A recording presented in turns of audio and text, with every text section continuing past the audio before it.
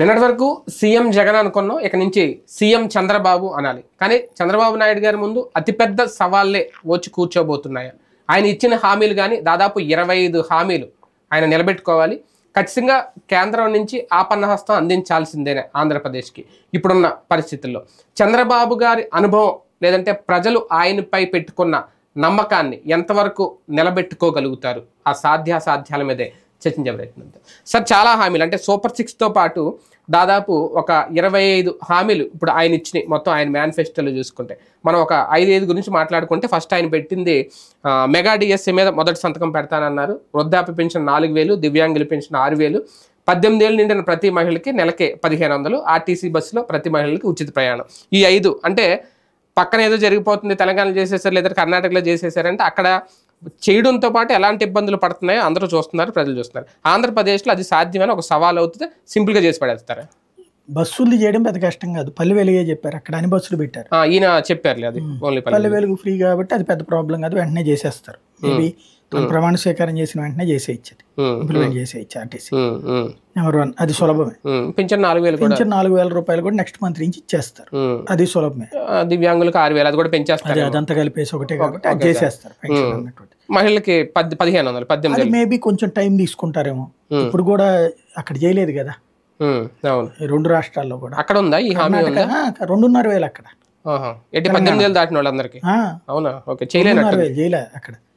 కర్ణాటకలో కూడా చేయలే, దానికి కొంచెం కసరత్తు అవసరం అవుతుంది. దీనికి అవకాశం ఉండొచ్చు. అంటే ఈ పింఛన్లు ఆ పింఛన్లు క్లాష్ అవుతాయేమో కొంచెం. అంటే 50 ఏళ్ల తర్వాత లేదు కదా, 50 ఏళ్ల పెన్షన్, 50 ఏళ్ల పైన ఒక పెన్షన్ 4000. అవును అవును, అది 18 లోపల 2500. అవును, అది 18 లోపు 1500. ఇక్కడ 1500, తెలంగాణలో అయితే 2500 చెప్పారు. అది మెగా డిఎస్సీ అనేది ఇప్పటివరకు ఎవరికి అవ్వలేదు. ఇంతకుముందు బాబు గారు కూడా చేయలేదు కదా అప్పట్లో కూడా. ఇప్పుడు అయిపోవచ్చు, ఎందుకంటే పవన్ కళ్యాణ్ స్ట్రాంగ్ గా ఉన్నాడు కాబట్టి. ఇప్పుడు లెక్క ప్రకారం 6000, 7000 మామూలుగా అయితే గనక పోస్టులు పెద్ద ఖాళీ లేవు నాకు తెలిసి.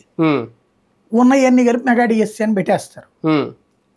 ఎంతో కొన్ని ఎన్నున్నా మామూలుగా మెగా డిఎస్సీ అంటే 25,000, 30,000 అనుకుంటాం. నాకు తెలిసి 10,000 లోపే ఉంటాయి. అది కూడా ఇప్పుడు క్రియేట్ చేసుకోవాలి, ఎందుకంటే చాలా స్కూళ్ళు ఇప్పుడు కలిపేశారు కదా. ఇప్పుడు ఆ స్కూల్ మళ్ళీ విడదీసి కొత్తగా పెడతారంటే కష్టమే, పిల్లలు రావాలి కదా. పిల్లలు రాకుండా టీచర్ని పెట్టి ఏం చేస్తారు? బేసిక్ గవర్నమెంట్ ఫెసిలిటీస్ ఎంత కల్పిస్తే కూడా, ఫుడ్ నాడు నేడు కింద బాగు చేసి ఎంత కల్పించినా కూడా 2-3 లక్షల పిల్లల దగ్గరని మొన్న ఈనాడు రాసింది. గవర్నమెంట్ స్కూల్ అంటే మనకు ఒక వెక్సేషన్ ఉంది. రెండో పాయింట్ ఏంటంటే డబ్బులు, ఇప్పుడు అమ్మఒడి డబ్బులు కూడా ఇస్తున్నారు కదా. మనకి ఉచితంగా వచ్చినప్పుడు సహజ సిద్ధమైనటువంటి నిర్లక్ష్యం. హాస్పిటల్ అయిన గవర్నమెంట్ హాస్పిటల్లో మంచి డాక్టర్లు ఉంటారు, పట్టించుకోమను. కానీ ఆ రోజు వచ్చి యువతకు 20 లక్షల ఉద్యోగాలు ఈయన ఇచ్చిన హామీ. నిరుద్యోగులకి నెలకి 3000 నిరుద్యోగ భృతి ఇంతకుముందు కూడా చేశారు, కానీ అది అవ్వలేదు, సక్సెస్ అవ్వలేదని. అలాగే తల్లికి వందనం పేరుతో ఇంట్లో ఎంతమంది ఉంటే అంతమందికి 15,000, 3 గ్యాస్ సిలిండర్లు, ప్రతి రైతుకు ఏడాదికి 20,000 పెట్టుబడి సాయం. ఇక్కడే ఒక సవాల్ అవుతుందా? అది ఖచ్చితంగా కొంత టైం తీసుకోవాల్సి ఉంటుంది. మేబీ అది ఎట్లాగో పెట్టుబడి సాయం జగన్ ఇప్పుడు వేసాడు కదా ఒకటి, కానీ ఈయన చెప్పింది 20,000. అదే అది నెక్స్ట్ ట్రిప్ కదా, 20,000 ఏడాదికి 2-10,000 వేస్తారు కదా, అది సహజంగా. అంటే అందులో కేంద్రం వాట కూడా ఉంటుంది కదా. కేంద్రం వాట 7,500 ఉంటుంది. 7,000 కదా, 6,000 కేంద్రం, 14,000 వీళ్ళు ఇవ్వాల్సింది. 7,000 చొప్పున ఇవ్వాలి. అది ఖచ్చితంగా అందులో కౌలు రైతులకు కూడా ఇస్తామన్నారు. అది పెద్ద ఛాలెంజ్. కాకపోతే ఇప్పుడు మేబీ ఈయనకు ఒక ఆప్షన్ ఏంటంటే, సెంట్రల్ తో లింక్ ఉంది కాబట్టి చేయడానికి ఉంది, కానీ కొంత ఎక్కువ రిస్కే, వర్క్ పరమైన టెన్షన్ ఉంటుంది దానికి చాలా. అవును అవును, 20 లక్షల ఉద్యోగాలు అంటే జగన్ వల్లే కాలేదు. లాస్ట్ లో టీచర్లకి అది అంటే 6,000 ఎంతో వేసి ఆయన చేతులు ఎత్తేసారు అనేది, అంటే ఈ సెక్రటరియట్ ఈ కలుపుకోకపోతే. కానీ ఇక్కడ 20 లక్షల ఉద్యోగాలు అంటే సాధ్యం అవుతుంది. అంటే మీరు అర్థం చేసుకోవడంలో పొరపాటు, చాలా క్లియర్ గా ఉంది. ప్రభుత్వ ప్రైవేట్ ఉద్యోగాలు కలిపి 20 లక్షలు. అసలు గవర్నమెంట్ ఉద్యోగాలు కాదా? యువతకి అన్నారు కానీ క్లియర్ గా చెప్పారు లోకేష్. ఒక పోర్టల్ పెట్టి అందులో మీరు రిజిస్టర్ చేసుకుంటే గవర్నమెంట్ వివిధ కంపెనీలకి ఆ ప్రొఫైల్స్ ని ఫార్వర్డ్ చేస్తుంది. రాష్ట్రంలో 5 సంస్థలు ఉంటాయి కదా. ఇప్పుడు మనం ఏం చేస్తుంటారు, దాన్ని ఏమంటారు, ఏవి మన షాదీ.com టైపులో ఓకే ఓకే జాబ్స్ పోర్టల్స్ ఉంటాయి కదా, అవును అవును అవును వాళ్ళు ఏం చేస్తారు, మనం దాంట్లో పెట్టుకుంటే లింక్డ్ ఇన్ ఇట్లాంటి వాటిలో వాళ్ళు వేరే కంపెనీ అదే జాబ్ మేళాలు జరుగుతా ఉంటాయి, జాబ్ మేళాలు జరుగుతుంటాయి, HR కొన్ని వెళ్ళి కొనుక్కుంటారు ఆన్లైన్ లో, అవును అవును కొనుక్కుని చేస్తుంటారు. అవును అట్లాంటి అవసరం లేకుండా ప్రభుత్వమే ఆ పోర్టల్ నిర్వహిస్తుంది. నిర్వహించినప్పుడు ఎలాంటిది కావాలన్నప్పుడు అందులో వస్తుంటాయి. సరే ఇప్పుడు 20 లక్షల మందికి ఏదో ఒక ఉద్యోగం అయితే వస్తుంది కదా. అవును అవును ఇప్పుడు ఎవడు ఖాళీగా లేడు బేసిక్ గా చెప్పాలంటే దాంట్లో. కాకపోతే ఇప్పుడు దాంట్లో నోట్ చేసుకున్న వాళ్ళందరికీ 3,000 ఇస్తారా? అదే కదా, అంటే ఆ నిరుద్యోగ భృతి ఎలా ఇస్తారనేది కూడా అదే. తర్వాత ఏంటి, ఇప్పుడు 20 దీంట్లో రిజిస్టర్ చేసుకుంటే ఓ సర్టన్ టైం పెడతారు నాకు తెలిసి, ఆ టైం లోపు రాకపోతే ఇస్తామంట. ఈ లోపు ఏ జాబ్ వచ్చినా చేయమంటారు నేను. ఫర్ ఎగ్జాంపుల్ ఓ పీజీ చేసిన అతను ఉంటాడు, రిలయన్స్ లో సేల్స్ ఎగ్జిక్యూటివ్ రమ్మంటారు, జాబ్ వచ్చినట్టే అంతే కదా. తీసుకోకపోతే నీ తప్పు అది, అంతేగాని వాళ్ళు ఇప్పించేస్తున్నట్టే కదా. అవును నువ్వు నాకు నచ్చిన ఉద్యోగమే ఇవ్వాలని అంటే ఇప్పిస్తానల్లా. 20 లక్షల ఉద్యోగం స్విగ్గీ, అవును బాయ్, అవును జొమాటో, లేదా అమెజాన్ డెలివరీ బాయ్స్, దానికి డెలివరీ బాయ్ అని కూడా అంటారు కదా, ఏదో ఎగ్జిక్యూటివ్ అంటారు, ఆ పదాలు వాడతారు. రిసెప్షనిస్ట్ అనేవాళ్ళు, ఫ్రంట్ ఆఫీస్ ఎగ్జిక్యూటివ్ అట్లాంటి పదం చెప్తారు. అవును, అది కాదు నాకు, అది చాలు, నాకు చాలా పెద్దది అంటే నీకు ఆ మాట చెప్పలేదు కదా. వీటితో పాటు వాలంటీర్లకు గౌరవ వేతనం 10,000 చేస్తా అన్నారు జగన్ గారు. వాళ్ళు అప్పుడు విజయవాడలో రోడ్ ఎక్కి అంత చేసిన రూపాయి కూడా పెంచలేదు. తర్వాత ఏదో ఆయన గిఫ్ట్లు ఇచ్చుకుంటూ వచ్చారు. అలాగే ఉచిత ఇసుక ఇస్తానంటున్నారు ఈయన మళ్ళీ. అన్నా క్యాంటీన్లు అలాగే ఈయన చెప్పింది. అలాగే ఇది భూ హక్కు చట్టం రద్దు చేస్తాననేది కూడా కీలక హామీ. మరొకటి 15వ వచ్చి ఇంటికి ఉచిత కుళాయి కనెక్షన్, స్వచ్ఛమైన నీరు. ఇందులో ఓకే కుళాయి కనెక్షన్లు ఇది ఇవ్వచ్చు, కానీ ఉచిత ఇసుక వాలంటీర్లు గౌరవ వేతనం 10,000 సాధ్యం అవుద్దా లేదా అనేది ఇక్కడ మెయిన్ పాయింట్. చేసేస్తారు నాకు తెలిసి అది, ఎందుకంటే 2.5 లక్షల మందే కదా ఇప్పుడు, ఎట్లాగా 5,000 ఇస్తున్నారు కదా, ఇంకొక 5,000 పెద్ద కష్టం. కానీ బడ్జెట్ భారీగా పెరుగుతుందా? పెరుగుతాయి, అవన్నీ తట్టుకోవాలి. దానికి సంబంధించి లోన్లను పెంచుకోమంటారు, FRBM నిబంధనలు పెంచమని అడుగుతారు కేంద్రాన్ని, కేంద్రం కూడా చేస్తానంటది. ఎందుకంటే ఇక్కడ బాబుకి కీ రోల్లో ఉన్నాడు, కాదనడానికి ఉండదు. కాకపోతే ఈయనకి చేస్తే దేశవ్యాప్తంగా అప్పులు పెరుగుతాయి. కానీ ఏమంటారు అప్పుడు, రాష్ట్రం నాశనం చేసేసాడు జగన్, 11 లక్షల కోట్లు అప్పు చేశాడు, ఇప్పటికిప్పుడు సంపద సృష్టి టైం పడుతుంది కాబట్టి మేము చేస్తాం, తప్పట్లేదు లోను, ఆయన నాశనం చేశాడు కాబట్టి ఆయన వడ్డీలు తీర్చడానికి అవుతుంది మాకు అంటారు. కాబట్టి అప్పు ఎక్కువ తీసుకోవాల్సిందే, తీసుకునివ్వాల్సిందే. కానీ ఇప్పటికిప్పుడైతే ఆదాయం రాదు కదా.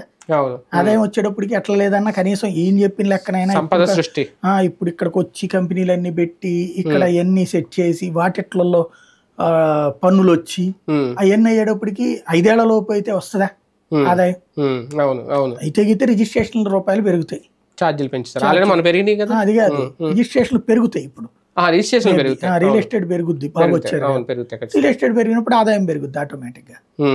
అట్లాగే మద్యం ఆదాయం మేబీ ఇంకా పెరగచ్చు, ఎందుకంటే ఇప్పుడు ప్రైవేట్ చేసేస్తారు, ఆ బ్రాండ్లే కూడా మళ్ళీ పాత చేస్తారు. ఇంకోటి ఇప్పుడు భవన నిర్మాణాలు ఎక్కువ జరుగుతాయి, వాటి కారణంగా ఈ GST ఈ డబ్బులు కూడా వస్తాయి. ప్రైవేట్ కంపెనీలు కదా ఇప్పుడు అమ్మేది.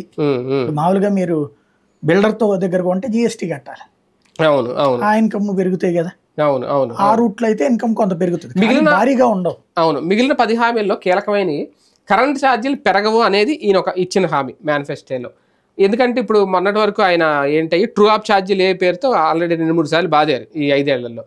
5 ఏళ్ల పాటు ఇప్పుడు కరెంట్ ఛార్జీలు పెంచకుండా ఉండడం ఎంతవరకు సాధ్యం? మీకు ఇక్కడ లాజికల్ పాయింట్ ఉంది, తగ్గిస్తానల్లా. అవును, తగ్గిస్తానలేదు, పెంచట్లేదు, పెంచరు, అవసరం లేదు, పెంచక్కర్లా. ఇప్పటికి పీక్ స్టేజ్ పెంచేశారు, ఇంకా పెంచితే కొడతారు జగన్ అయినా. అవును, తగ్గిస్తే ప్రజలకు ప్రయోజనం. అంటే ఇప్పటికే డిస్టిలరీలకి చాలా బాకీ ఉండిపోయింది ఏదో అన్నారు కదా అప్పుడు, ఇంత ముందు అయితే దాన్ని తీరుస్తున్నాడు జగన్ వచ్చాక. డిస్కంలకి ఇదివరకు ఏంటంటే అప్పట్లో పెట్టేసుకుని తర్వాత తీసుకుంటామంటే అయ్యేది, తర్వాత ఇస్తామంటే. మోడీ తర్వాత 2019 తర్వాత పెట్టిన ఫార్ములా ఏంటంటే ఈ విదేశీ కంపెనీలు ఇన్వెస్ట్ చేస్తున్నాయి కదా, ఆ డబ్బులు కట్టకపోతే ఆ విదేశీ కంపెనీలు పవర్ ఇవ్వనంటున్నాయి. కాబట్టి వాళ్ళు ఆ డబ్బులు ఎవ్రీ 3 months కి కట్టేసేయాలి. ఇంకోటి అట్లా కట్టలేకపోతున్న రాష్ట్రాలకి ప్రీపెయిడ్ ముందు డబ్బులు ఇస్తేనే కరెంట్ ఇస్తామన్నట్టు. ఆ ఫార్ములా మార్చకపోవచ్చు ఇక్కడికి. అయితే దాంట్లో ఇప్పుడు ఎక్కువ అవసరం లేకుండా చూసుకునేటటువంటి పని ఉంటది వాటిలో. మేబీ దాంట్లో చంద్రబాబు గారికి ఉన్నటువంటి ఇప్పుడు ఆ యాక్సెస్ ఉంటది కాబట్టి కేంద్రంతో ఉమ్, కొంచెం లోన్ పెంచండి అని ఏదో చెప్పొచ్చు, ఉమ్. ఏడాదికి ఒకసారి తీసుకోండి అన్నట్లాగా. మేజర్ హామీ ఏంటంటే మొన్నటి వరకు వీళ్ళ హయాంలోనే టిడ్కో ఇల్లు ఇచ్చారు. జగన్ గారు సెంటున్నర, వీళ్ళు చెప్పింది 2 సెంట్ల ఇళ్ల స్థలం, అలాగే నాణ్యమైన మెటీరియల్తో మేమే ఇల్లు కట్టిస్తానని చెప్పడం. ఇది కేంద్ర పథకంలో భాగంగా చూడాలా? కేంద్రం నిజంగా 2 సెంట్లు స్థలం ఇస్తానంటే యాక్సెప్ట్ చేస్తుందా? రాష్ట్ర ప్రభుత్వం బడ్జెట్ ఖాతాలో పడుతుంది? లేదు లేదు, ఇది రాష్ట్ర ప్రభుత్వం ఇవ్వాలి. కేంద్రం పెట్టిన సిస్టమే. పట్టణాల్లో అయితే సెంటు, పల్లెటూళ్ళు అయితే సెంటున్నారు. అది ఆయన పెట్టాడు, జగన్ పెట్టాడు మన కాదు, అది మోడీ సిస్టమ్. అదే అవును, దేశవ్యాప్తంగా మోడీ పథకాన్ని అమలు చేశారు. అదే అంటున్నాను, సేమ్ అదే అమలు చేశారు. కానీ 2 సెంట్లు అది 2 సెంట్లు అంటే ఇప్పుడు ఈయన ఇవ్వాలి. పట్టణాల్లో ఇంకో సెంట్ అంటే అది ఉంటది కదా, ప్రధానమంత్రి ఆవాస్ యోజన, అదే అనేది దాని కిందకే ఇది వస్తుంది. రాదు. ప్రధానమంత్రి ఆవాస్ యోజనలో 2 రకాలు ఉంది. పేదలకు ఇచ్చేదైతే ఇదే సిస్టమ్, సెంటున్నారు.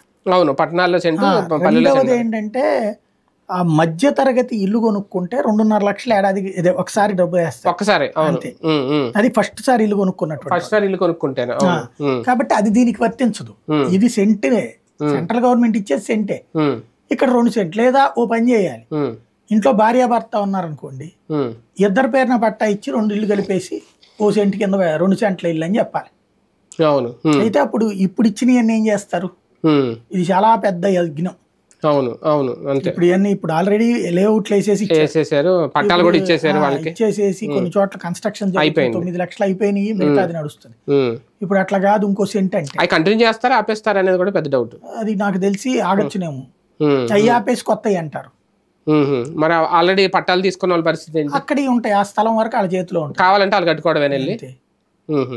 లేదా అదే డబ్బులు ఉన్నాయి కదా, ఇది దాని ప్రకారం ఇప్పుడు అక్కడ కూడా మళ్ళీ లేదా రీలేఅవుట్ చేయాలి. కానీ ఓవరాల్ గా ఇవన్నీ చూసుకుంటే జగన్ కంటే ఎక్కువగా ఉన్నాయి, జగన్ కంటే ఎక్కువ కావాలి, మేబీ ఎక్కువ అప్పులు చేయాలి. ఇప్పుడు కేంద్రం సపోర్ట్ ఉంది కాబట్టి కేంద్రం ఏమన్నా ఆపన్నహస్తం అందిస్తుందా, లేదంటే ఎక్కువ అప్పులు ఇప్పిస్తుందా? కేంద్ర సపోర్ట్ చూసుకుని ఇవన్నీ అమలు చేయాలనుకుంటున్నారు బాబు గారు? ఇప్పుడైతే ధైర్యం ఉంటుంది ఆయనకి. మామూలుగా అయితే కనుక ఇది అమలు చేయడం అసాధ్యమని అనుకుంటా అదే నేనైతే. ఇప్పుడున్న పరిస్థితుల్లో కేంద్రానికి అవసరం ఉంది కాబట్టి అప్పులు ఇప్పుడు జగన్ కి కొన్ని ఎక్స్ట్రా ఇచ్చారు కదా. అంటే కేంద్రం ఏం చేసిందంటే కొన్ని అప్పులకి కొన్ని పారామీటర్స్ పెట్టింది. నువ్వు ఇది ఇంప్లిమెంట్ చేస్తే, మంచినీళ్ళ పథకం సరిగ్గా అమలు చేస్తే నీకు ఎంత ఒక 5.5% ఎక్స్ట్రా అప్పు తీసుకోమని చెప్పి, ఇళ్ల పథకం అమలు చేస్తే ఎట్లా అని. ఇప్పుడు కరెంట్ సంబంధించి డిజిటల్ మీటర్స్ పెట్టారు. ఆ డిజిటల్ మీటర్ పెడితే 0.5% ఇస్తానని పెట్టాడు, 0.5% లోన్ తీసుకున్నాడు. అట్లా కొన్ని ప్రోత్సాహకాలు ఇస్తుంది. ఆ ప్రోత్సాహకాల ద్వారా లోన్ ఎక్స్ట్రా తీసుకోవచ్చు. కానీ ఎంత తీసుకున్నా ఇప్పుడు వీటికి తగ్గ స్థాయిలో ఎవరికైనా ఎఫ్ఆర్బిఎం నిబంధనలు ఒకటే కదా. అదే ఎఫ్ఆర్బిఎం నిబంధనలోనే ఎగ్జామ్షన్ అడుగుతారేమో చంద్రబాబు. అలా కూడా ఉంటుందా? అంటే అప్పుడు దేశవ్యాప్తంగా ఇవ్వాలి, ఇంకొకటికే ఇయ్యరు. అది అవును. అప్పుడు మొత్తం దేశవ్యాప్తంగా చాలా పెద్ద ఆర్థిక అంశం అవుతుంది. అంతేగాని ఎన్డీఏ కూటమిలో ఉన్న వాళ్ళకి ప్రత్యేక మినహాయింపులు ఏమి ఉండవు కదా, ఒప్పుకోరు కదా, స్పెషల్ ఎగ్జామ్షన్స్ ఏమి ఉండవు కదా. దానికంటే లేదా ఇప్పుడు మొన్న రిజర్వ్ బ్యాంక్ 2 లక్షల కోట్లు ఏమో ఇచ్చింది ఎక్స్ట్రా మిగిలినవి అని వాళ్ళ దగ్గర. అట్లాంటి వాటిలో ఎక్కువ వాట అడుగుతారు. బాబు గారు అనుభవం ముందు ఈ హామీలు ఇవన్నీ ఒక సవాలుగా ఉంటాయా, లేదా చాలా సునాయాసంగా ఆయన అన్న పదం సంపద సృష్టి రాష్ట్రంలోనే, అదేమన్నా మళ్ళీ మనం చూసే అవకాశం ఉంటుందా? మామూలుగా అయితే ఇవి చాలా కష్టసాధ్యం. కేంద్రంతో సంబంధాలు ఉన్నాయి కాబట్టి కొంతవరకు అవకాశం. సంపద సృష్టి ద్వారా అయితే అసాధ్యం ఇప్పటికిప్పుడు. ఈ 5 ఏళ్లలో అంత సంపద ఎక్కడి నుంచి పుట్టుకొస్తుంది?